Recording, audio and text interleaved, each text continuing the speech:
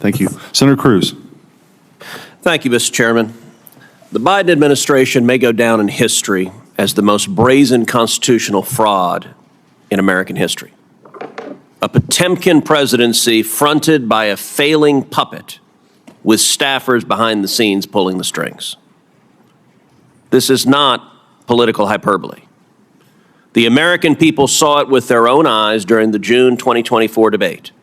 Numerous times, Biden stood frozen behind the podium, mouth agape, eyes frozen and unblinking. When he did speak, his words were confused and disjointed. I said that night, this is the most consequential presidential debate in history because it will result in one of the two candidates being removed from the ballot. That was exactly right. And following that debate, the Democrats recognized the collapse. They pulled out their knives and took out President Biden like Caesar on the Ides of March. For all of their strutting about, protesting that they support democracy, not a one of them gave a damn about democracy when they pulled Biden off the ballot and dropped Kamala Harris in without a single Democrat primary voter voting for him. And you know what?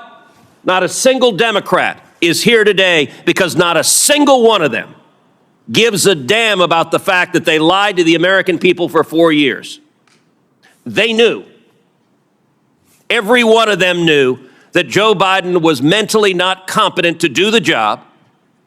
The White House press secretary, she knew when she stood in front of the American people and lied over and over and over again. And they're not here because they can't defend themselves. It wasn't a surprise. For 4 years, the White House hid President Biden from Republican senators, would not let him meet with us. He served 40 years in this body. We all know him. And they deliberately lied. And by the way, Jake Tapper had a bombshell book exposing the incredible scandal that Biden's mental decline was covered up by Jake Tapper. There's a Yiddish word, chutzpah.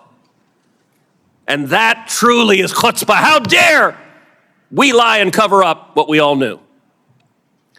Now, I have been asked literally 1,000 times by Texans, who was running the country? And I'm going to give you the most terrifying answer. I don't know. I genuinely don't know. And not a single Democrat here cares. The most telling proof of Biden's decline came with the signature of the president, the symbol of executive authority that was outsourced to a machine. Mr. Wald, you're a lawyer who served in the White House counsel's office. You understand the gravity of presidential action. Does the president's signature carry legal and constitutional weight under Article 2? Yes. Is the act of signing an executive order or signing a law or granting a pardon a delegable duty of the president? So in that opinion in 2005 from OLC, they said essentially that an Autopen could be used by a subordinate, but the president's determination as to sign the document can never be delegated. Can that authority be transferred to a staffer or a machine without the president's explicit authorization? Never. And if you look at the statistics are stunning. In 2021, President Biden issued 78 executive orders. None were signed with an Autopen. That first year of the presidency, Biden, I suppose, was relatively lucid, and 78 executive orders he signed by hand. The second year, however, we see the Autopen emerge. The first Autopen executive order was issued on July 15th, 2022. After that day, 100% of the executive orders issued in 2022 were signed by an Autopen. In 2023, Biden issued 24 executive orders. 16 were Autopenned. In 2024, Biden issued 19. 14 were Autopenned. In 2025, Biden issued 14 executive orders. Every single one was Autopenned. Mr. Wald, let me ask you as a legal matter, if there's a law that's passed both houses of Congress and it goes to the White House, and a staffer auto-pens signing that law without the president's authorization, is that law legally passed and signed into law? No. If an executive order is issued and a staffer auto-pens it without the president's authorization, is that executive order legally binding? No. And if a pardon is issued from the President of the United States and a staffer auto-pens it without the president's authorization, is that pardon legally binding? No. Under the Biden White House, the ceremonial song, Hail to the Chief, was effectively replaced with Hail to the Pen. And it was an outright assault on democracy. And every reporter covering this ought to ask, why doesn't a Democrat care?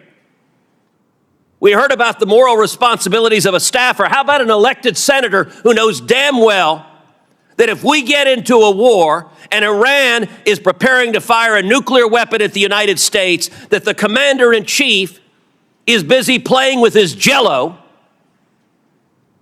and is not competent to defend ourselves? And every member of the cabinet, the chief of staff, the press secretary, and the members of Congress who lied about this on a daily basis with the press's complicity, they are all responsible for subverting democracy. Senator Cornyn. Senator Ted Cruz opened his remarks by thanking the chairman before launching a sharp critique of the Biden administration, calling it what he described as a historic constitutional failure. Cruz argued that President Joe Biden's cognitive decline was evident to the public, pointing to the June 2024 presidential debate, where he said the president appeared confused and disengaged.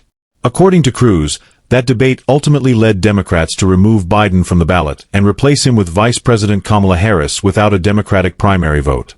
The senator accused Democratic leaders and White House officials of knowingly misleading the American public for years about President Biden's mental fitness.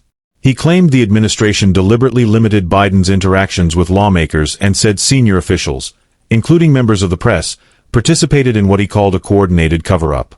Cruz said constituents frequently ask him who was actually running the country, and he stated that he does not have a clear answer.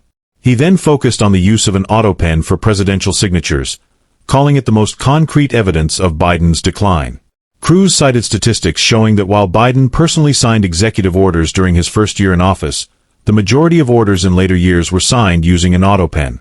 Questioning former White House legal official Mr. Wald, Cruz asked whether presidential actions, such as signing laws, executive orders, or issuing pardons, can legally be delegated to staff or machines. Wald responded that while an Autopen may be used, the president's explicit authorization and decision to sign cannot be delegated. Cruz argued that if such authorization did not occur, those actions would lack legal validity.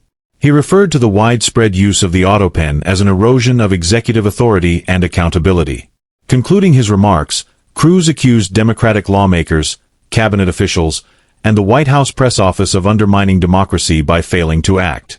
He urged reporters and lawmakers to confront what he described as a serious constitutional and national security concern.